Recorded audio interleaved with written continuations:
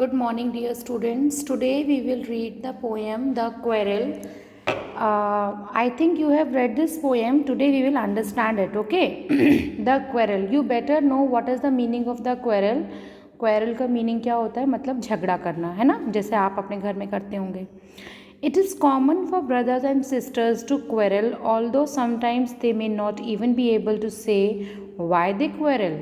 But how long do such quarrels last? How do they and. मतलब कि घर में जो भाई बहन होते हैं उनका अक्सर छोटी छोटी बातों पे झगड़ा हो जाता है, लेकिन उन्हें ये नहीं पता होता कि हम किस बात पे झगड़ा कर रहे हैं. और कभी कभी क्या होता है कि ये झगड़े कितनी देर तक रहते हैं, मतलब बहुत ज़्यादा समय तक क्या चलते हैं, या फिर ये झगड़े बहुत जल्दी ख़त्म हो जाते हैं और किस तरीके से ख़त्म होते हैं. इस पोएम में एलेनोर फॉर्जेन ने हमें बताया है.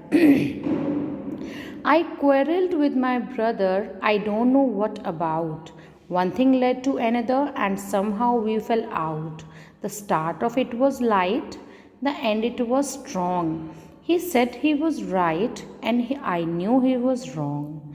We hated one another. The afternoon turned black. Then suddenly my brother thumped me on the back and said, "Oh, come along. We can't go on all night." I was in the wrong, so he was in the right. By Eleanor Farzion. So this is a very interesting poem, जिसमें हमें जो author है वो क्या बता रहा है कि मैं अपने भाई के साथ झगड़ा करता हूँ. I don't know what about. किस चीज़ के लिए करता हूँ मुझे नहीं पता. And one thing led to another. मतलब एक चीज़ जो हम बता रहे हैं, मतलब पता है हमें. And somehow we fell out. मतलब एक ही चीज़ में हम दोनों लोग कुछ काम कर रहे होते हैं और एक ही चीज़ से हम दोनों लोग किसी तरीके से बाहर निकल आते हैं.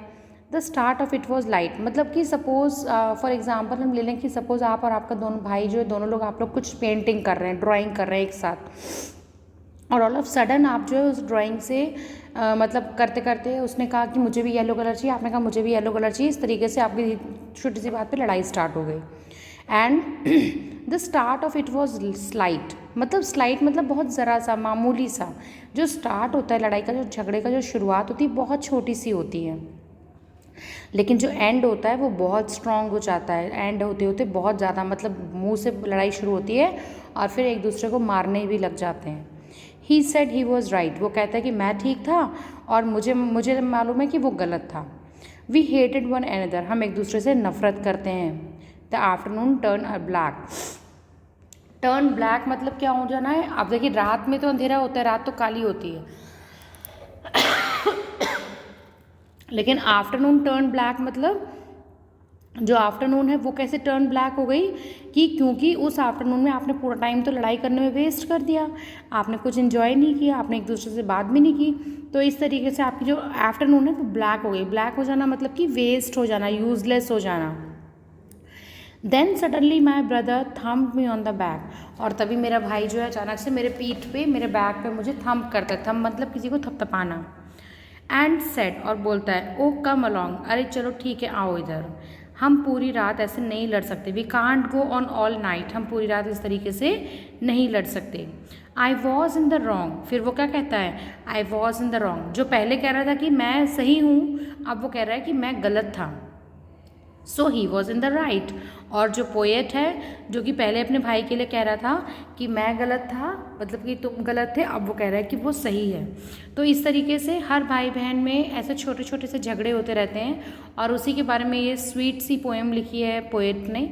आपके सिलेबस में है, जो कि बहुत ही अच्छी है, आपको पढ़ने में बहुत अच्छी लगेगी, है ना. Very very lovely poem it is. और आई होप कि आपको समझ में आ गई होगी. अगर आपको कोई डाउट है पोएम से रिलेटेड तो you can ask in the meeting, join the meeting for sure. और अपना क्लास नेम और सेक्शन कमेंट सेक्शन में ज़रूर लिख दें, जिससे मुझे पता चल जाए कितने बच्चों ने इस पोएम को देख लिया है. एंड वन थिंग मोर, अगर आपका भी अपने भाई बहन के साथ ऐसे कोई छोटी सी बात पे कोई झगड़ा हुआ है तो आप वो भी कमेंट सेक्शन में लिख सकते हैं. मैं उसको पढ़ के आई विल सी कि आपका कैसे, कौन कौन सी बातों पर आपका झगड़ा होता है. ठीक है.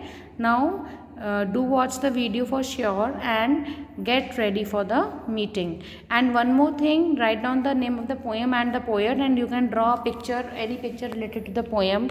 If you don't get any picture related to the poem, you can draw a picture of two brothers who are standing with hand in hand, एक दूसरे के हाथ पकड़ के खड़े हुए हैं, two siblings, brother and sister, anything you can draw. Okay, do it today.